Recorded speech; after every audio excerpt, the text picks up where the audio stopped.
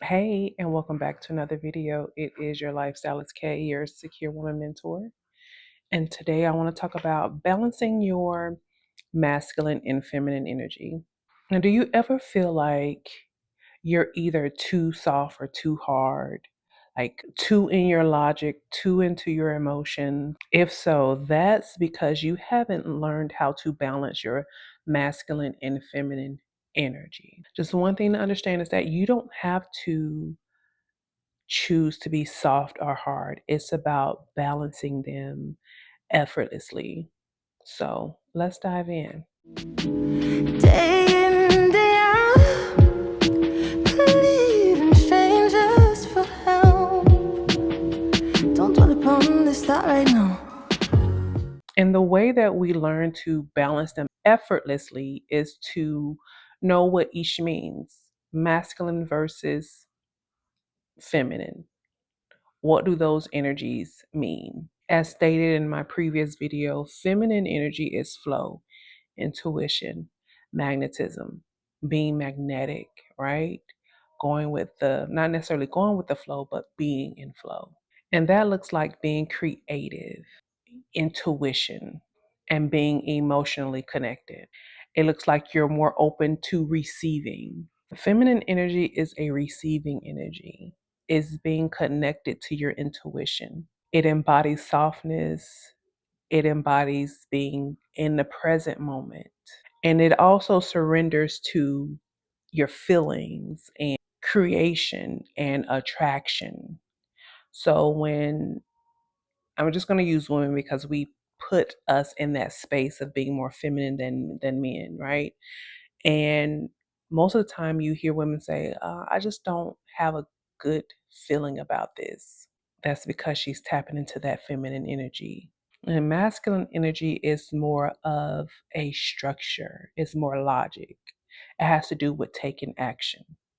So when we always hear the back and forth between men and women, and men are always like, well, men are more logic. It has really nothing to do with a man or a woman. It's just what you tap into more. Some men don't tap into their logic more. What matters is that you're tapping into the energy that needs to be tapped in at whatever given moment, right? Sometimes we don't need to use logic. Sometimes you just have to go with a feeling. So when it comes to your masculine and feminine energy, you just have to know when to tap into what, depending on the situation. That's why there has to be a good balance of the two within yourself. Once again, masculine is goal oriented, it is protective. It's the place in which you make your decisions. You pull your decisions from your masculine energy. It's about problem solving. Masculine energy embodies stability, discipline, and direction. And so I think that's probably why a lot of people feel like most men should take the lead in certain aspects of things. But the reality is that a man might not necessarily have that full on energy that is needed to be stable or to have what is needed to be had. So the main example of masculinity is leading, executing, and planning. Does not mean that that's all quote unquote men. That just means that the person who is leading something is probably tapping into the aspect of their masculine energy as opposed to their feminine. Because the reality, and it's always the reality of a thing, but the fact still remains is that you need both energies to thrive, right? So your feminine energy brings you vision, your masculine energy brings it to fruition. So just imagine those things working together. It's unstoppable. Now, when there's too much masculine energy going on, there is a hyper independence that occurs. There is lack of direction because you're too busy overthinking, and you also disconnect from your emotions. And you need that. And you can see that in men or women. When you see a person who's overthinking, who's disconnected from their emotions, um, who feeling burnt out, are always overwhelmed, or feel like they always need to be in control of something, always feel like I'm the head and no one else can do what I do. When you have a over I can't even think of the word. When you have a person that's just think that they're just better than everybody and no one can do what they can do, that's when you know that someone is overly in their masculine. They don't have a balance in life. And that is a road to toxicity. And that is a road to narcissism as well. So when it comes to being over masculine, you will see these things. You'll see someone who's disconnected from themselves, disconnected from their emotions, someone who can't show emotions, who can't be vulnerable enough to see other people's point of views when there's too much masculinity. You see someone who's constantly planning, constantly doing, just always doing, and they're just not allowing themselves to be in the moment. They're not allowing themselves to just be. Now, too much feminine energy means lack of boundaries, right? Overgiving and lack of action. So, this is when you allow someone to kind of just take over and you feel like you can't do anything without someone else being there. So you struggle to take action, you struggle to make decisions, you overgive in relationships without truly receiving what it is that you need to receive. You feel stuck in your flow, but there's no results. You're not getting anything from it. Like, too much feminine energy looks like someone who's always dreaming big but never follow through with the plan.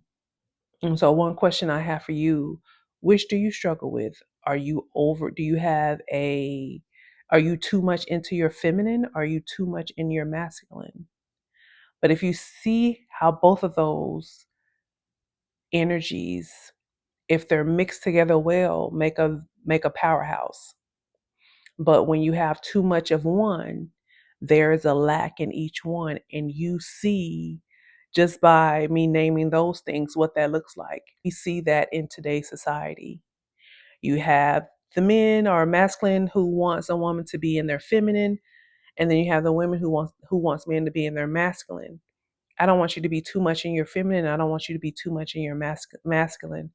I want you to embody balance. And I think if we can truly understand what it means to be feminine and masculine, that we all should embody that.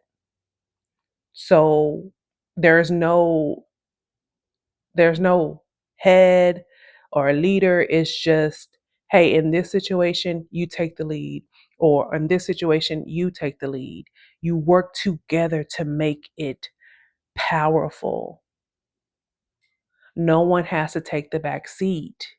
We're both in the front seat. We're both doing things to make this boat float. Learning to balance that feminine and masculine aspect of yourself will put you light years ahead of so many other people who think that the only thing that we have to give is our masculinity, or the only thing that we have to give is our femininity.